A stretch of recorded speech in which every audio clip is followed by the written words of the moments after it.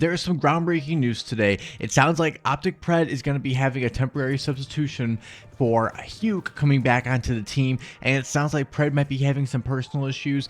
There hasn't been nothing really released yet. There was an article from Breaking Point basically talking a little bit about what could have happened. It doesn't sound like anything's official. There's a lot of stuff going around on Twitter, so I would advise you guys to not look at it. It's not good. The people are speculating things, and I don't really want to talk about that, but the purpose of this video is actually to talk about Huke and why Huke is such a great pickup for Optic at this point in the season, because they're only 2 matches in, and if Optic is going to need anybody to step in, Huke fits that role perfectly, because the role that Pred plays is that smash in your face, just running at people basically and running it down and being able to pick up a lot of kills. Well, that's exactly what Huke provides in that category. He's a really good slayer, and he's really good at putting a lot of aggression and just being aggressive on the map and taking map positioning and over channeling a lot sometimes, but at the same time he is that force, and he's a shooter. He is just a pure shooter in Call of Duty, and he's always been that way even since when he came onto this scene.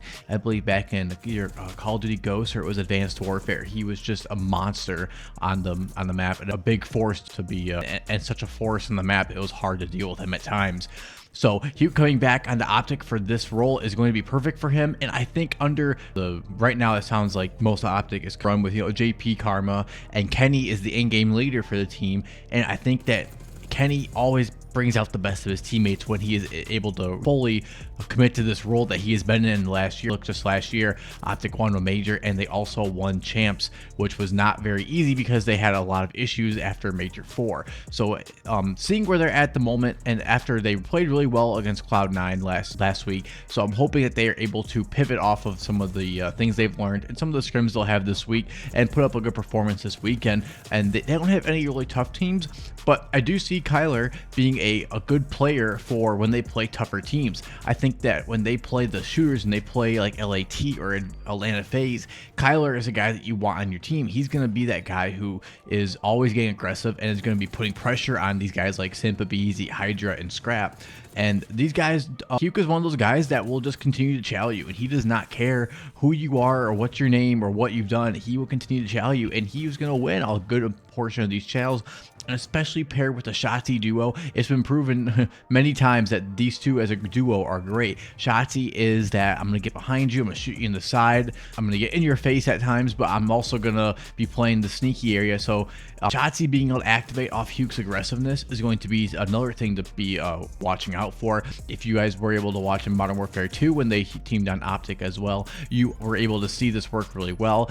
They didn't really have the full season to develop a good chemistry, and I think that was part of the issue. But I think they have also, in Modern Warfare 2, it was such a weird game in the sense that it wasn't a traditional Call of Duty. There was no radar, there was no sliding. Well, you could slide, but it was no slide canceling. So there were a lot of things that were missing from that game that made that game super weird. So I think that was just a weird game to compared to. But in that game, when they did catch stride, Kyler and Shotzzy were the best sub duo in the entire game, and it was not even close. Atlanta FaZe couldn't catch up to them, and any other teams were struggling to keep up with those two when they were on their A game.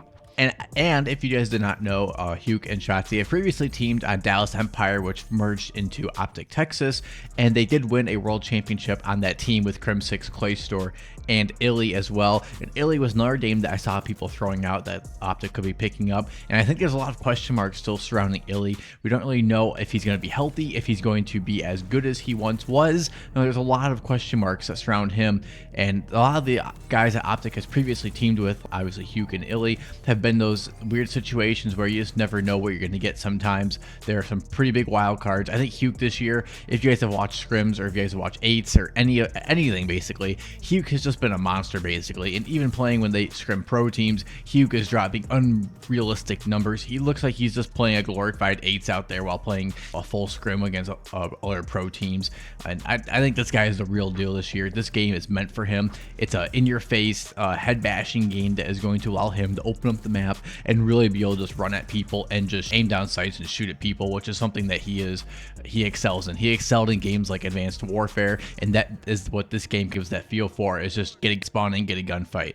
And that's kind of the way that he plays the game, and I think he will excel in that. And I think at the same time he'll be able to excel with the guidance of Kenny and Dashy, as when you have a guy like Dashy behind you, and you know that you have a guy holding cuts, and you have a guy that's going to be able to beam people off cuts. It opens up the map for you a lot more as a fast SMG player. It allows you to not have to worry about all these areas of the map that are going to be wide open. You have a guy like Dashy, and you have a guy like Shotzi who's also going to be taking those routes and hitting these timings. It really opens up the map for you as a player to really just play your role, and that role to be going out and getting kills, and that's something that he is obviously very good at and has been good at for a very long time.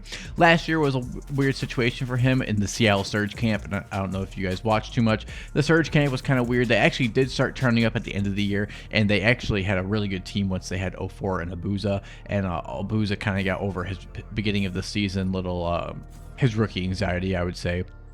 So hope you guys did enjoy this video. If you did, be sure to drop a like and subscribe, and let me know what you guys think of this in the comment section below. I don't want to hear anything about Pred on anything that I don't want to hear anything bad about Pred in the comment section. This video is not necessarily about Pred. This video is exclusively about Huke and why I think Huke is a great pickup. And my hope for Optic and for Huke and Pred is that Pred will figure out his personal issues, and then Huke will be able to jump onto another team and play very well throughout the season, as Huke has the potential to be one of the best players in this game, I believe. So hope you guys enjoyed. Drop a like and subscribe, and I'll see you guys in the next one.